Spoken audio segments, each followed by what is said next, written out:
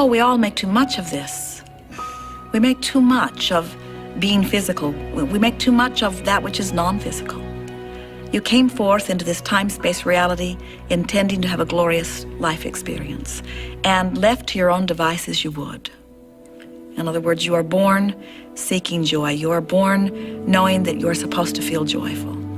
And it gets a little topsy-turvy as you are influenced by others to believe that if it feels good, it isn't, and that if there's struggle and suffering in it, that there is probably virtue somewhere in it. In other words, you get crossways of your guidance system, and that really is what we are most wanting to help you to rediscover. We want you to reactivate within yourself your awareness of your own guidance system so that you can remember who you are and so that you can figure out which way you're headed and which is the right way.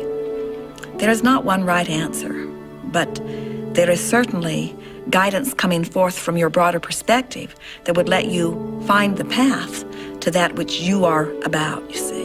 You didn't all come intending to live exactly identical lives. You came forth to live diversity and variance and difference and to stimulate within one another variety and desire.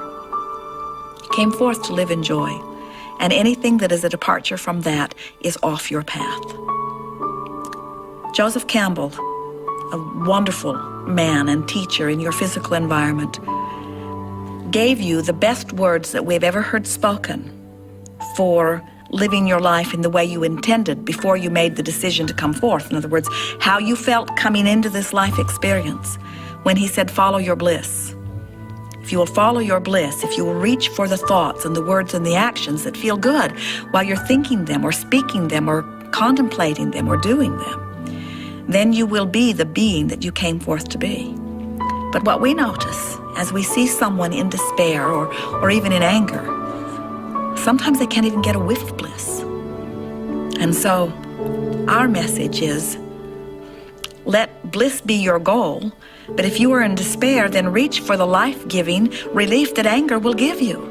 And then say to yourself, I feel better in my anger than I felt in my despair, and get some of your power back in doing that. And then say, but I don't want this anger either. I'm on my way to bliss, but bliss is too big of a jump. Maybe I can just find frustration.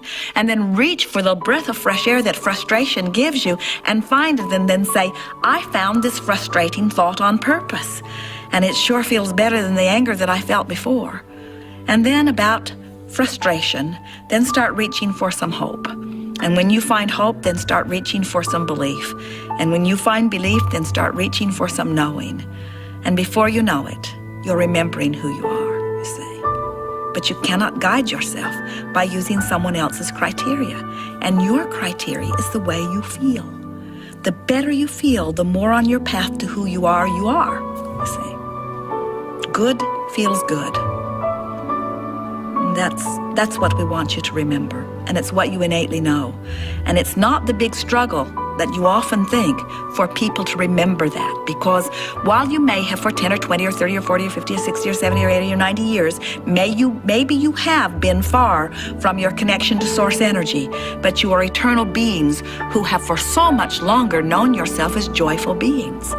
So a little dose of it brings your memory back fast. Thank you. It's our pleasure.